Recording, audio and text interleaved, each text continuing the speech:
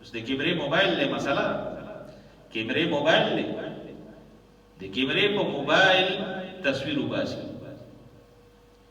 او الله رب العزت د طرفه دا حرام دي تصویر وباسل سری تصویر وباسل سری حرام دي اوس مثال درکو علما فرمایي چې د کیمرې کوم موبایل تصویر دی هغه داسې دی لکه په شیشه کې چې ځان ته وګورې شیشې نه اخوا شي شیشه ماته کې ستا تصویر تی نه راوځي موبایل مات کې ستا تصویر تی نه راوځي جاندار خو نه دی کنه جاندار خو اله دی چې په کاغذ یې روباسي ورځ په قیامت به تصویر جوړونکي ته داسې عذاب ورکړی کېږي چې تصویر ته وایي چې شابه د الله رب العزت په هغه انسان ته وایي چې شابه دا تصویر جوړ کا په دې کې روح واچوه روایاتو کې راځي چې چا په بوتان جوړول په دنیا کې وغه دوی چې شابه بوتان جوړ کړي او په هغه کې روح واچو او چې به په هغه کې روح نشي اچولې فرشتہ به مقرري جهنم واړې ته وبوزي وی الله رب العزت په د جهنم فرشتي داسې مقرر کې چې هغه لبا په سټ باندې سریه کې دي کته په کلمو باندې واسي بعض روایاتو کې راځي چې نه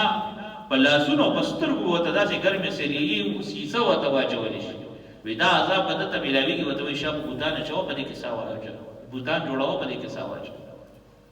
خو چونکې شریعت وایي چې کم انسان په لاسو باندې کم مجسمه جوړوي کم بت جوړوي کم تصویر جوړوي د هغې دا حکم او چې کوم د موبایل تصویر راغی ټي وي تصویر راغی د یو ساعته پوری ټي وي مات کې تصویر به تروزي نه تروزي چې جسم یې نشته نو کوئی نه نشته دغه رنګي چې یو ځای کې اختلاف دی نو شریعت په هغه ځای کې د نرمۍ نه کار اخیستی بعض علما وایي چې نه دا هغه تصویر د خو جدید دور دی بعض علما وایي چې نه څنګه شیشه کې ځان ته ګورې همدغه رنګې دیکھیں ځان ته وګوره تصویر وباسه سات کې ډیلیټ کا ختم کړه جاندار نه دی جسم یې نشته حرام نه دی